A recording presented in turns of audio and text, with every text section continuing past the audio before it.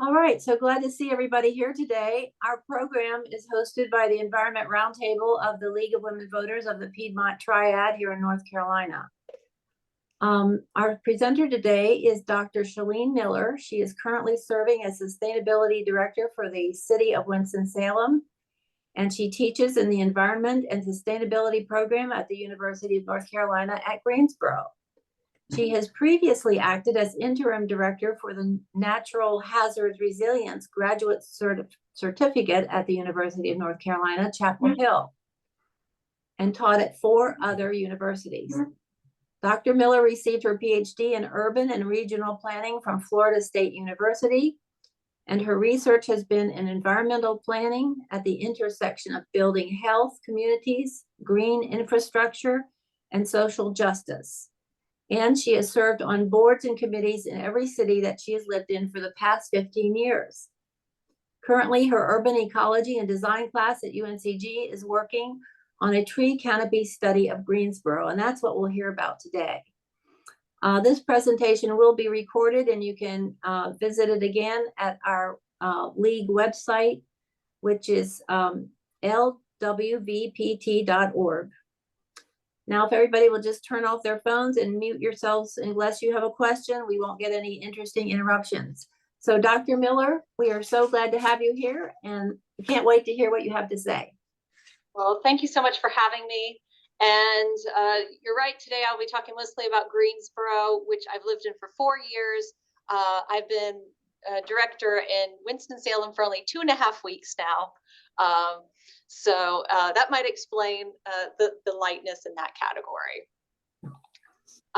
But I did thought, first of all, as a professor, I want to know if you could type it in the chat, how do spaces with trees feel to you? Just in a few words.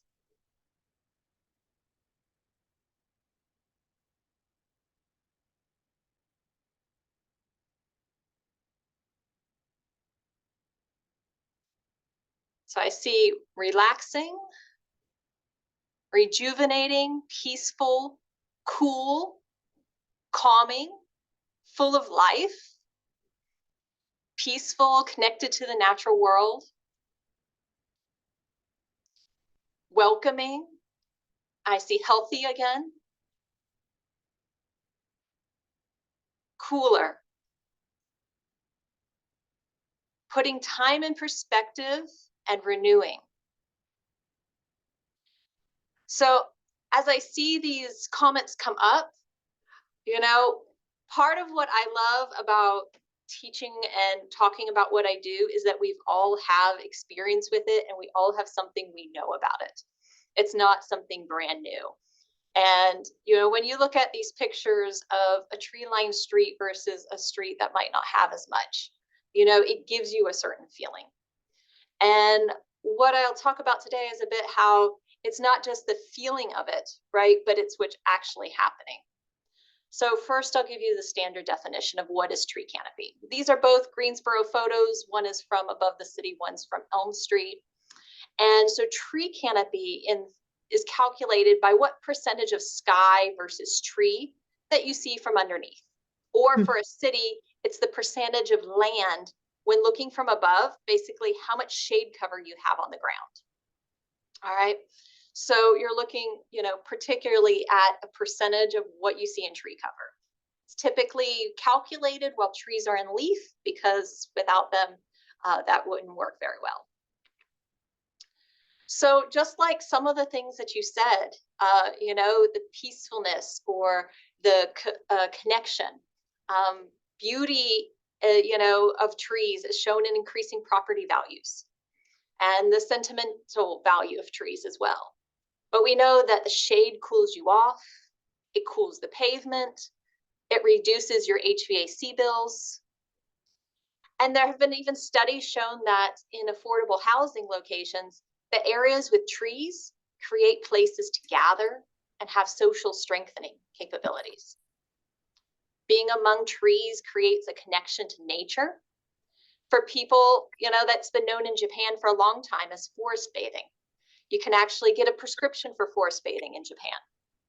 But studies have shown that it improves mental health, concentration, learning. You may have also noticed perhaps in the winter that the noise of a road or a railroad sound louder. And one part of that reason is the tree canopy reducing the noise until it loses its leaves. And then what didn't come up in our chat, but we know what it's doing is providing habitat as well.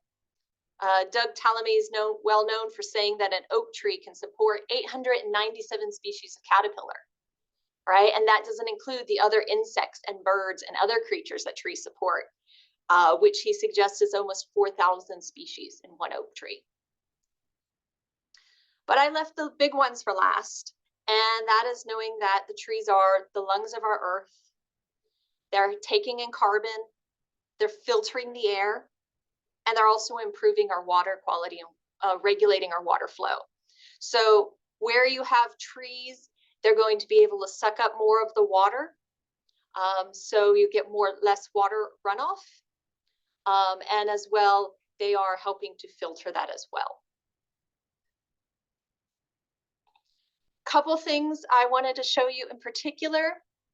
And this one is about based off of Greensboro, and I'll tell you how it's calculated a little bit later. But this just shows in value what the value of trees are for us. It calculates that carbon sequestration is about $210 million of carbon sequestration for Greensboro and what we have in trees currently. And then you can also see below that air pollution that is removed. So there's an amount and there's a valuation of that. So, you know, seeing a little bit about it's actually giving us financial benefits. Sometimes with green infrastructure, we don't see a cost benefit analysis, right? Unlike, you know, other things where you get your money back. Sometimes with our green infrastructure, we don't get to see that. So by calculating these benefits, we can show that it's worthwhile and worth the money that comes back. We talked about how it cools it, but one of the key pieces going forward with climate and knowing how our cities are heating up and we're having hotter and hotter summers, for example, is the urban heat island effect. So urban heat island is where we have a lot more buildings, we have a lot more streets and impervious surfaces. It gets hotter. And where there are trees, it's going to be cooler.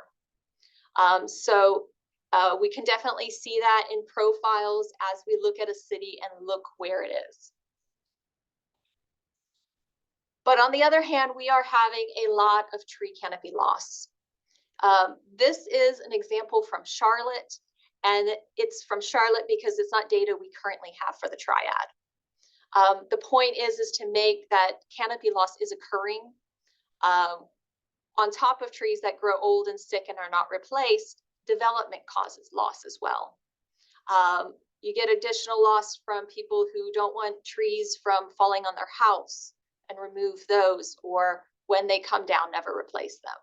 So in the year, on average out, we are losing 36 million trees a year. So it's quite a bit. And you can see how certainly certain areas of town, you can see certain areas that have less trees. So because of that, Greensboro went ahead and made a recommendation to establish a policy of no net loss of tree canopy throughout the city. And that's what the Greensboro Task Force has been putting forward. So first we have to know about what there is. So what we have looked at from the past is a 2009 tree canopy study. It said for Guilford County, we were at 49%. For Greensboro, we were at 37%. Based off the new data I'm going to present to you today, we feel there might be some errors in this old data. We know that we have lost tree canopy, but that's not what our current data is saying. My guesstimate is that other types of green space were possibly incorporated because that was some old technology in using aerial photos to calculate.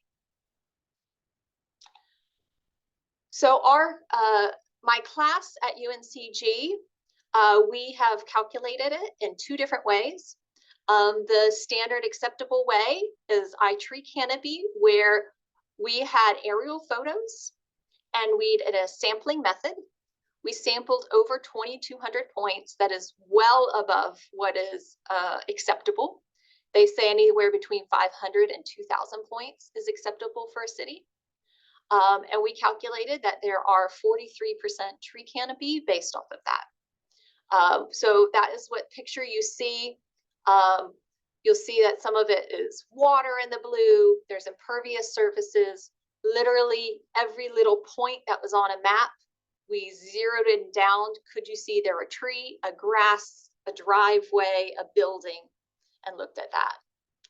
Now there's also another way, which is iTree Landscape. This uses some AI technology to look at the maps and compare that, and they're at about 39%.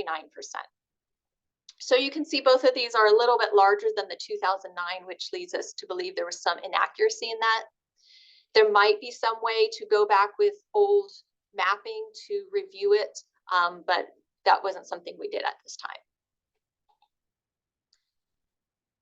But what I want you to look at this going forward is that I want you to think that tree coverage has not been equal. And in studies, redlined areas that were redlined in the past, areas that were had people of color, currently are areas that are often low income, have not have the same tree canopy typically as you see in the rest of the city. And I want you to show a little bit about that. So this comes straight from Greensboro. And if you look at our tree this canopy, is not a capital expenditure and investment. I know y'all kind of sounds like looked at the, have y'all looked at looking at the tree canopy, the average tree canopy, if you look at the areas of Greensboro that were hotter, they had less tree canopy. Now that's just saying that you know what happens with trees and shade. But when I take you to the next one, what you see is that both areas with people of color and people in poverty have less tree canopy.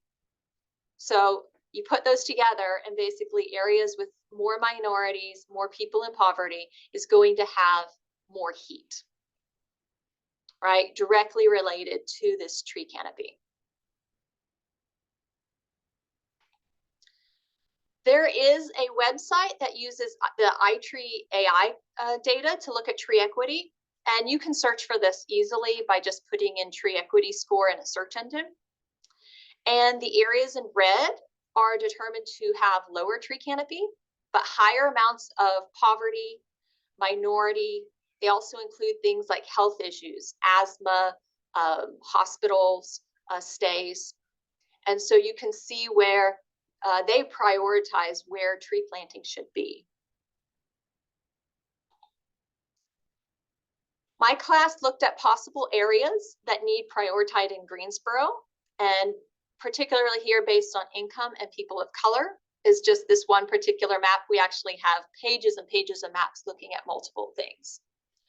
The areas darker red would be higher priority. But overall, you can see that the south and the east sides of town should be addressed.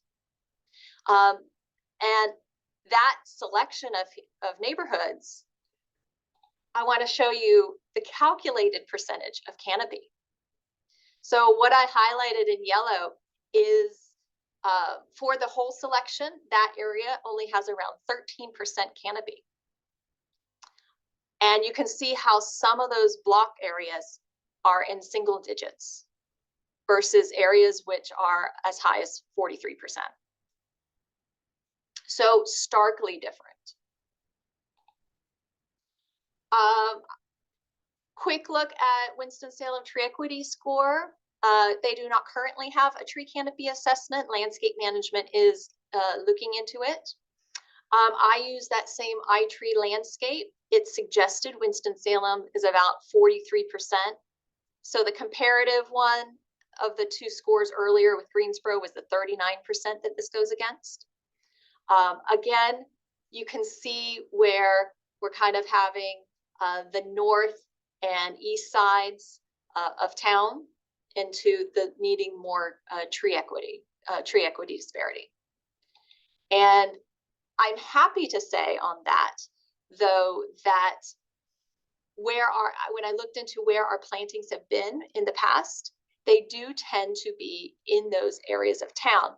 Now, this is simply the results of staff recognizing where there are fewer trees versus recognizing any particular tree equity concerns.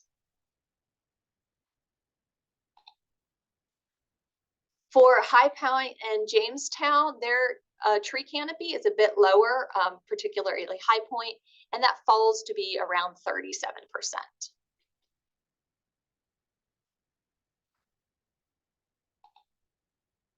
So where do we need more info? So one of the things is that Winston-Salem and High Point do not have the tree canopy analysis yet. We can estimate it with iTree, but it would be better to do a full tree canopy study. Another thing that this tree canopy report did not do was to look at tree species or conditions. So that means we don't have a good idea of the diversity of species, how many are native, how many might be invasive, or an idea of what the split is. And I'll say that, for example, in other cities, you might have a range and know that you need a little bit more diversity because you don't want to have the invasive beetle or another invasive disease come in and wipe out all your trees at once, as has happened in many cities in the Midwest. Or alternatively, when I lived in Tallahassee, they evaluated their tree canopy on trees that would survive storms and concentrate wanting to plant in those. So having tree species could be helpful. And also condition of trees. You want to know, how much of your tree canopy you're likely to lose in the near future. So ways that we can address these things. This part gets a little more complicated, so I may cover it briefly and let's open it up to questions. So number one, in that key piece of the urban heat island effect of keeping our cities cool, focusing, if we need to planting where those impervious surfaces are, along pavements and streets, is really important to keep that heat island down. So while it's great to have a bunch of trees in a park, the trees that are going to shade your sidewalks, shade your pavement, is what's really going to impact your heat island even more. Another thing is to protect the trees that you already have, right? We have all felt maybe that loss of losing those nice big trees, and some of it has to happen. But increasing your tree preservation in certain areas, making it harder to cut down a tree and just replace it with something small and new, as if they're equal. Those are really important things. Possibly reducing parking lot size, whether it's adding trees to those areas, adding other conservation areas. Parking lots are impervious surfaces. Again, they're things that are heating up, and being able to have more trees there is helpful. Things that help the developers to want to save trees might be allowing expediting permitting. So if they're going to save more trees, get things through faster for them, or allowing them maybe increased height, increased density, going back to reducing their parking lot requirements to help the developers want to save these trees. Particularly focusing on more heritage trees to protect them. Payment in lieu is an interesting proposition. Payment in lieu means that if, because of certain circumstances, because of stormwater draining, because of other reasons that the developer has to remove certain trees, that they would pay money into a fund that the city could then use to put trees in elsewhere. So rather than just saying, yes, it's okay, they say, okay, yes, it's okay, we understand you can't have trees, but you pay into funds. Another thing, I Not sure I'll see it used here, but used elsewhere has been areas that have really good trees. You know, if you have that road that has really great trees, is to do a canopy roads preservation. And that basically puts particular committees just on tree canopy and high preservation, where preservation goes over most permitting. And then on the other hand, after preservation is to plant trees. And when you plant them, one, we must maintain them. A key piece has been to help maintain them. And getting people to plant trees is important. And that goes back to, we need them to maintain them as well. But where do we plant these? I hope that as we plant them, we are planting them to promote tree equity. According to that tree equity score, and I think there are some problematic with the statistic here, but they say that in 0.6% of increasing the tree canopy in Greensboro, you could bring all those tree equity scores up to at least a 75, according to them. I don't know if their percentage is wrong or their number of trees. I do think it's a little bit low, but what it does is it gives you hope that you can make a very strong impact with just a portion of that, of moving them in the right direction. And sorry for the bad quality of this. I took it directly from the report from Wake County. But after talking about the triad, I thought you might want to have a little bit of what's going on elsewhere so you could compare. So Raleigh and Cary, they've all reported that they're at about 50% right now. Wake County as a whole is 54%. So that way you can compare to what's been going on in the triad and what's been going on in the triangle. So with that, I'd love to open it up to questions.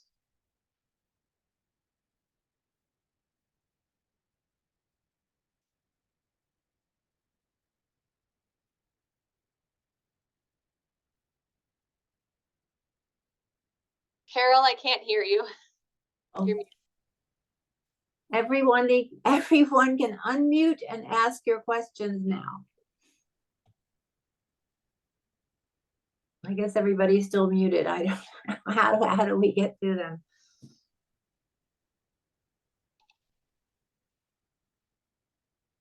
Well, they can hear you, Shaleen. Maybe you should tell them to unmute and ask your question. Oh, yeah. Yes. Any questions you have, I'm happy, or if you prefer to put them in chat, that could work as well.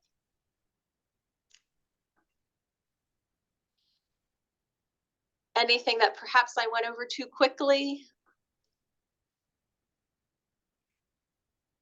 Are there particular?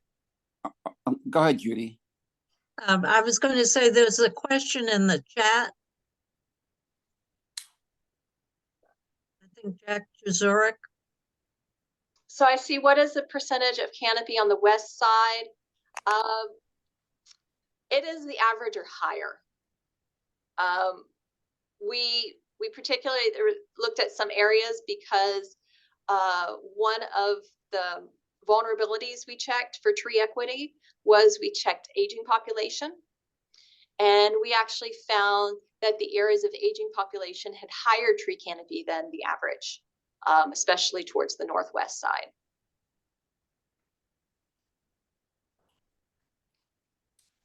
Shaleen, do you know, are there any rules or regulations about tree removal within the county or the city? Yes, there are. There are tree preservation amounts that developers should have. And there are several regulations about what they need to plant in certain areas. And I did see our the Greensboro sustainability director on here earlier, so I don't want to step on any toes there. But that would be that yes, there are. And let me ask you, and who is a Greensboro's Canopy director? Dr. Shreese Dorston? Oh, Right, okay, sustainability. There's another question in the chat. It says, what are the preferred species to plant in center city areas? That is a very challenging question. And you're going to get a different answer depending on what person and what their responsibility is. But it also is going to depend on what you're willing to give up or what you're willing to pay for it. You'll speak to a lot of landscaping people who will say, well, the only things that survive are things like crepe myrtles. But there are technologies, for example, planting boxes underneath the sidewalk that can expand the root system for trees. However, they're expensive and many people do not want to invest in such a system. So there are ways that you can expand what type of species will survive, but it's going to depend on how much root size you're going to give them. Because urban trees, especially those, as you're asking about center city, have a higher death rate. They don't live as long. So that is a problematic piece of it. So you're going to want to right size it to the amount of root space that you leave for those trees. So the roots are actually in a box so that they don't go into the plumbing pipes and all that? So that is a possibility, yes. Oh. I don't know of any local places that they have actually used that, but yes, those are ways that people have adapted. And, you know, sometimes I've seen amazing things traveling, you know, places in Europe where trees are growing in unusual spaces. And so sometimes it's just, you know, what we, you know, can make happen. So the task force, is it, you're looking at the ordinances that now exist, is that right? And yes, the task force has been looking at what the task force can do to improve both planting and the current ordinances. They're looking at how they can go through those. They're also thinking about how developers might be encouraged to save more trees as well. And if you find an ordinance and you want to edit it, add it, delete something, then what would be the next step? Well, after you make an ordinance, you're going to have to take it through city council, and there will of course be public meeting comments available at city council. Right. Can you speak to the health of the trees in our park, like Country Park and some of the other wild areas we have within the city that are protected? In what way?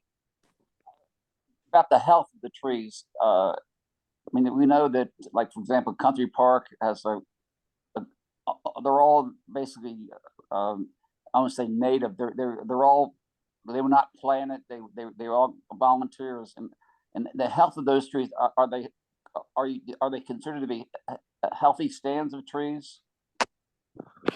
That is where I said that we did not do the species, the condition of the trees. That is a possibility for someone to take in the future, where they would take a sampling, and it would take someone with tree knowledge to go out there and evaluate a sampling of trees in order to give you an idea of that. There has been a tree inventory of a couple neighborhoods in town, which the urban forestry of Greensboro does keep track of, but that is just in a few select neighborhoods that have had additional funding for that.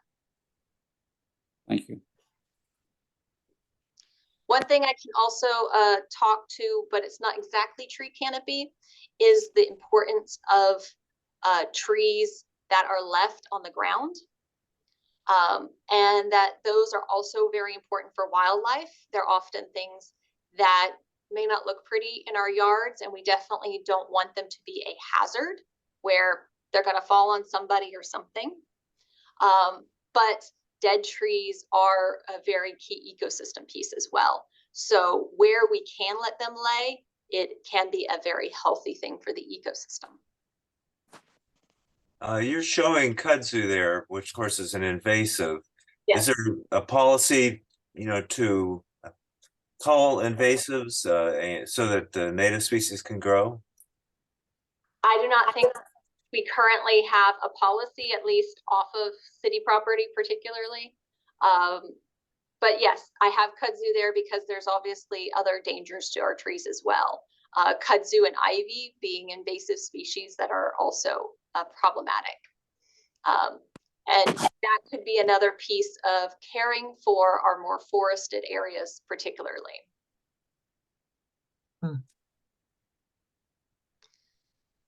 John, I see your question about the trees along Elm Street. I bet you someone else here could answer that. I grew up in Texas, and I'll tell you, I'm very good at recognizing live oaks and cedars. And unless I have a handy booklet with me, I'm not very good at recognizing species here in North Carolina. Can I ask a question? Of course. Do the people that work for Duke Power and they come through your neighborhood trimming trees, do they know what they're doing? I've just seen trees that look like they've been butchered. And when they came to my house, I went outside and watched them and told them what I did not want them to do. And they actually listened to me. But most people don't go out and, confront them. So Well, they do have to have certified arborists on staff. Their main concern usually is keeping it away from a certain amount.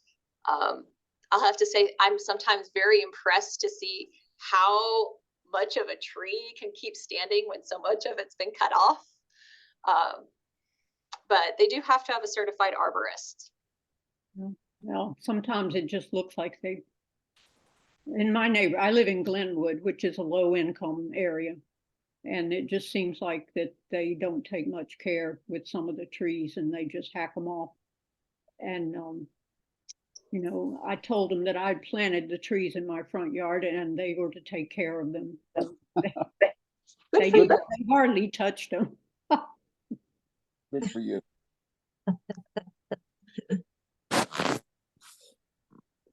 So one of the ways to prevent having a lot of that is to underground utility lines. But it's a very expensive undertaking. And then in order to fix your lines, it's more expensive. It does help with the fact of trees coming down on power lines, but it ends up still being problematic for getting those utilities to those utilities when they need it.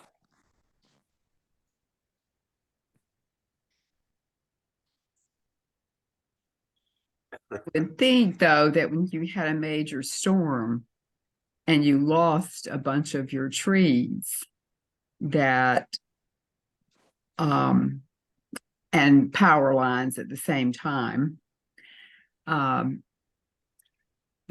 the underground utilities would pay for themselves than having people out dangerously trying to cut trees away from power lines and free up whatever so that the power can be put back on for other people. So it seems like it would be an offset to me. I think I'm all for underground utilities. I really it's a am. conversation to have with utilities. Yep. I volunteer at Habitat, and I know that in some of the East Greensboro areas where they're redeveloping, the utilities are underground. The new utilities are underground, which is good. Often there are regulations that say newer communities will do that versus old ones, which are already grandfathered in.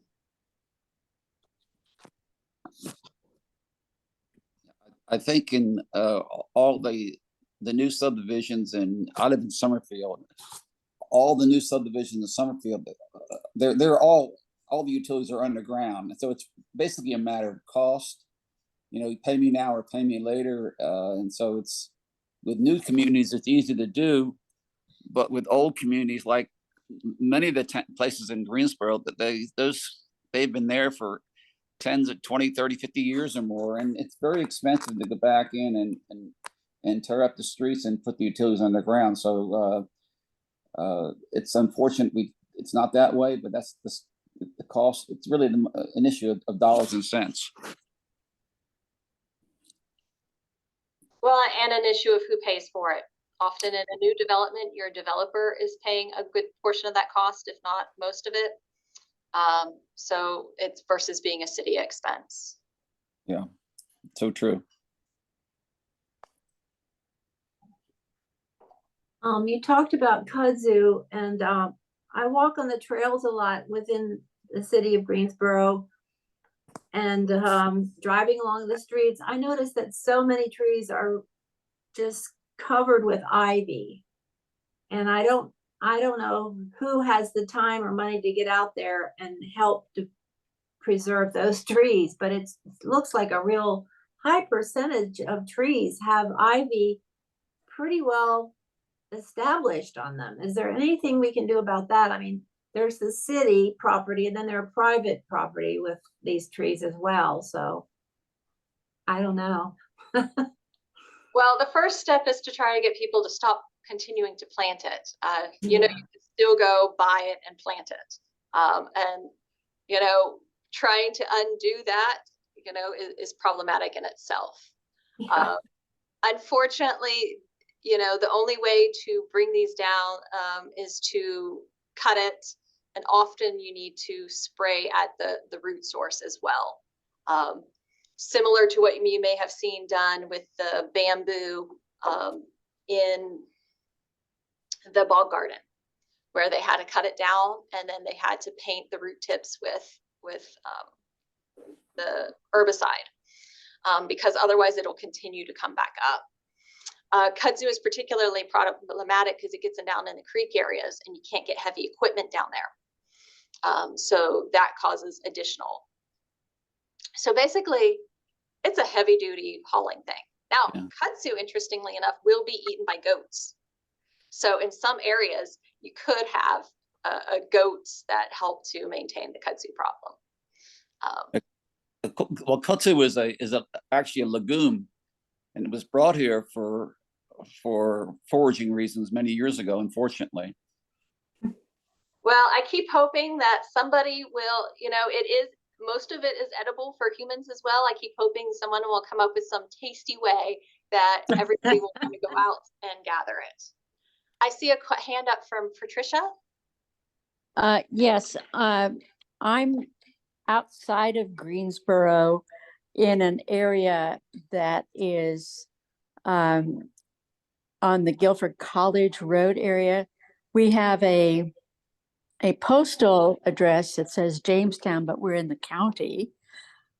Jamestown, actually, if you go like a half mile from where we are, we go to High Point, then we go to Greensboro, then we go to Jamestown, then we go to the county.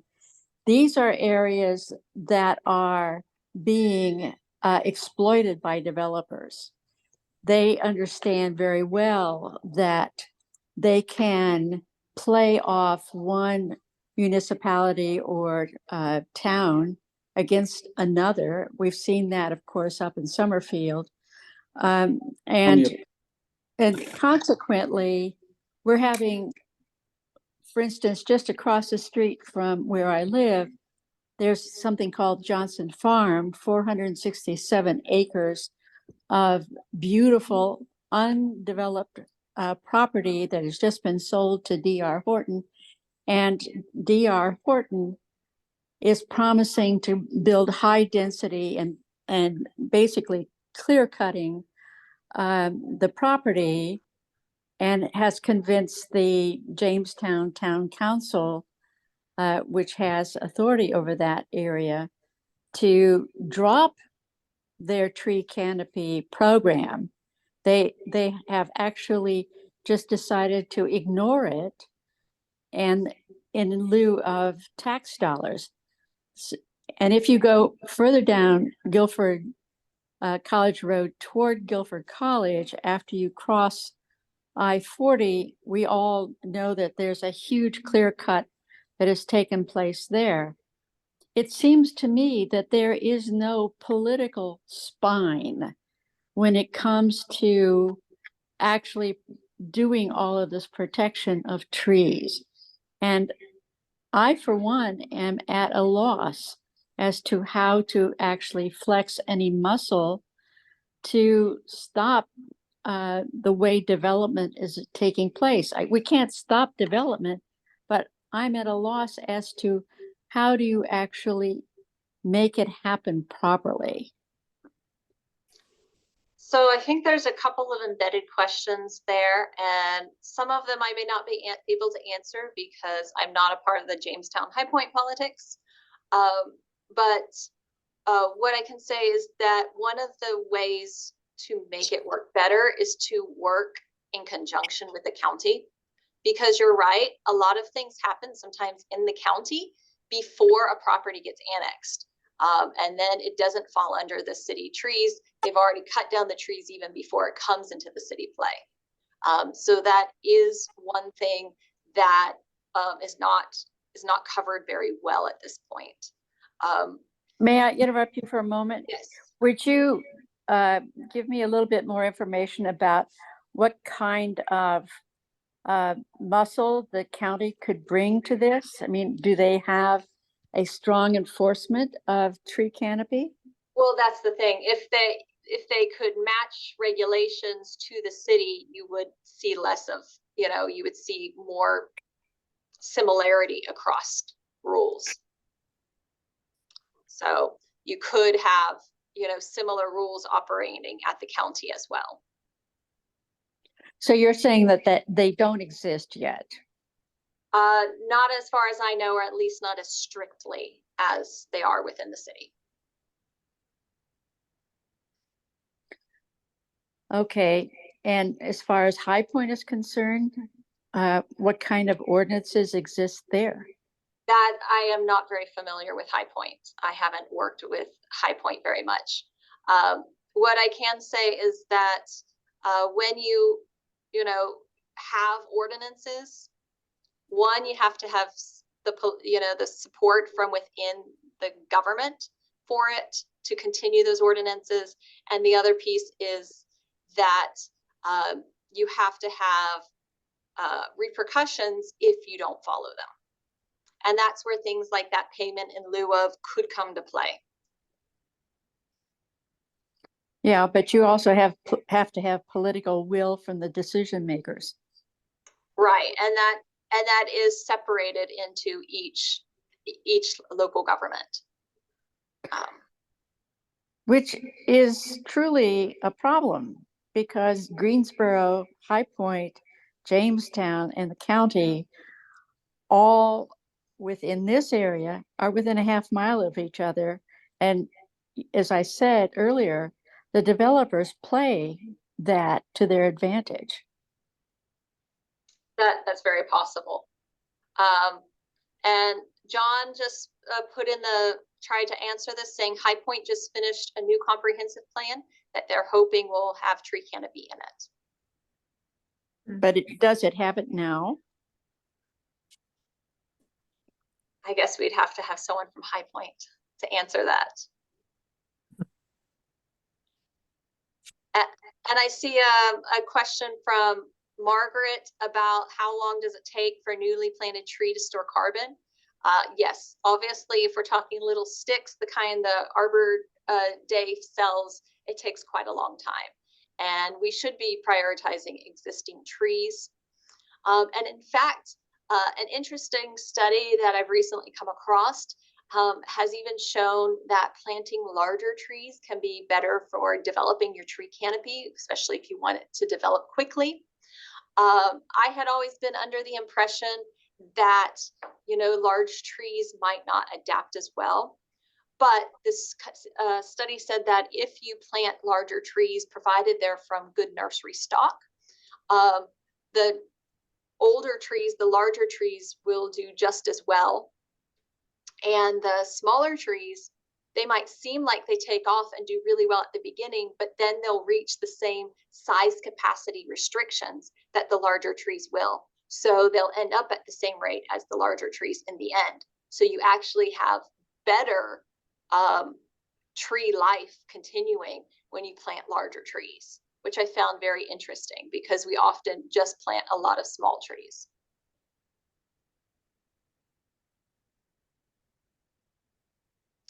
It's And- cheaper. And I see Robin is saying that Guilford County, Forsyth, and High Point are doing their comprehensive plans and are ready for community input. So she says that it is a good time to reach out and share. And Mariah shares the Winston-Salem link as well.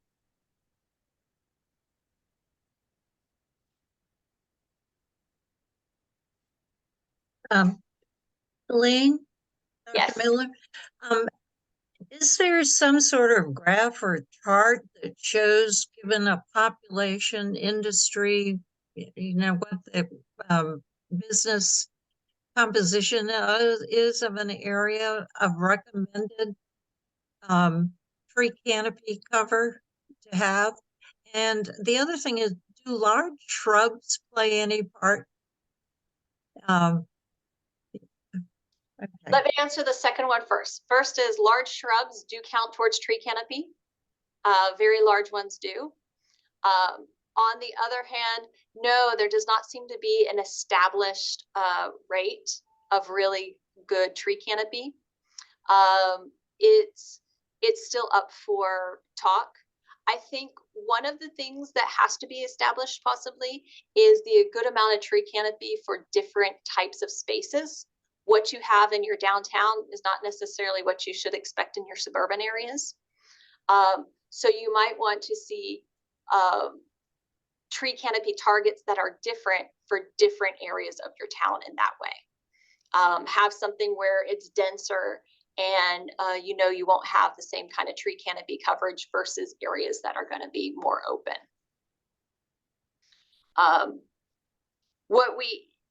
Because there are places that we're looking at where, you know, other cities have really dropped low.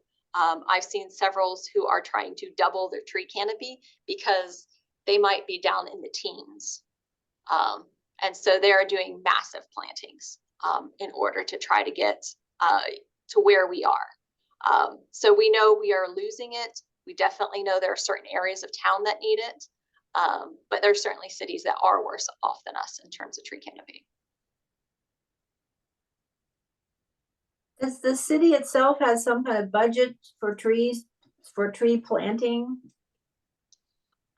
Well, that is another piece that Greensboro just won an IRA, an Inflation Reduction Grant for tree canopy. I've had a lot of numbers go through me at Winston, but it was $825,000, I believe. So in the coming years, I think you'll see a big piece of that being used for tree canopy. Some of it will be for outreach, some of it might be for further study, and then some of it should be for tree planting as well. And that's for Greensboro you're talking about, or? For Greensboro. Wow, great. Yeah. Interestingly enough, Durham won $5 million for it. Ah. Yeah.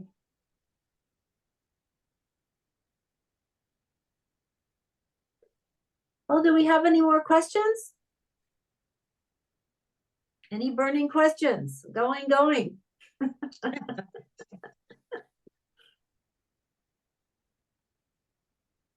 Well, this has just been wonderful, and we want to follow along with your progress there and on the tree canopy. So task force. So how do we do that? How does an ordinary citizen find out about the canopy tree task force?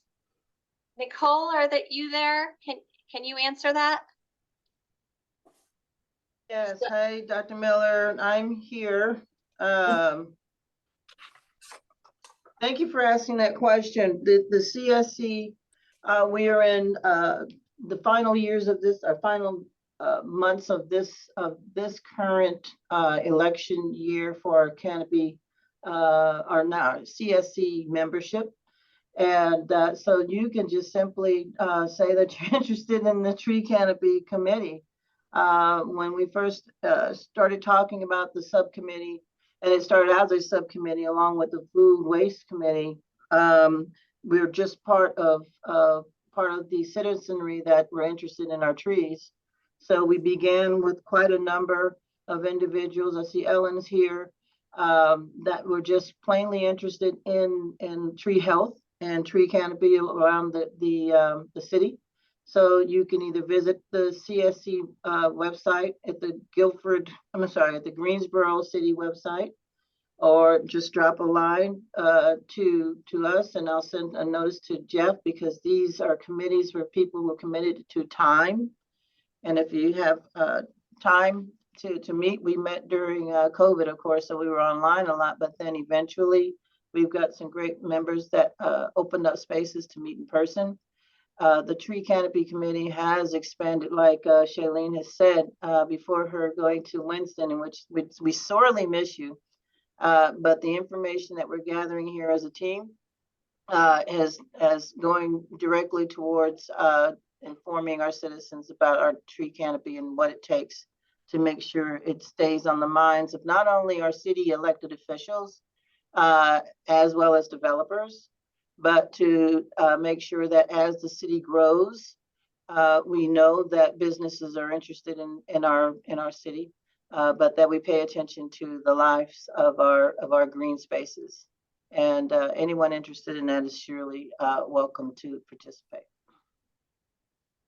Great.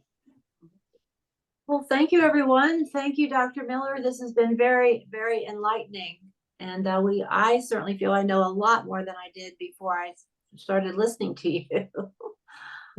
So one more chance. Any more questions? Okay, well, everybody go out and hug a tree.